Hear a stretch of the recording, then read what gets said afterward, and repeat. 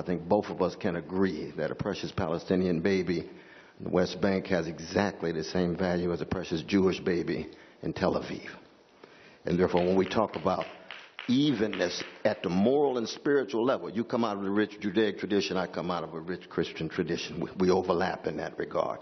The real question is going to be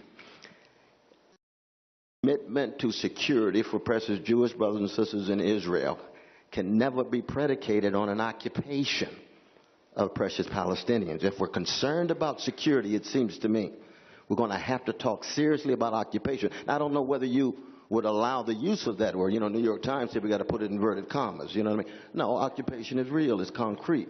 But at the same time, how do we acknowledge Jewish people, 2,000 years, hated, haunted, vicious contempt, pogroms, Shoah, and so forth? Preoccupation with security, understandable.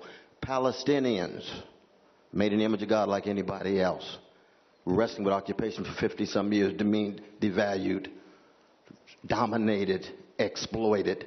For too long, the Democratic Party has been beholden to AIPAC, that didn't take seriously the humanity of Palestinian brothers and sisters. We're at a turning point now. And, of course, it's going to be a slow one in the Democratic Party, but some of us will be working outside the Democratic Party to make it quicker.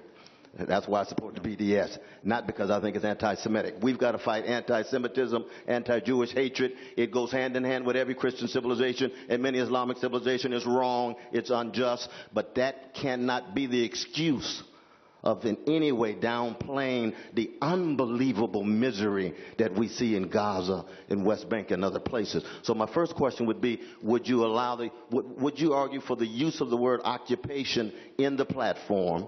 And two, how would you respond to those who say for so long the United States has been so biased toward Israeli security and not accented the humanity of Palestinians, that to talk about even-handedness is always a version of anti-Semitism as opposed to a struggle for justice?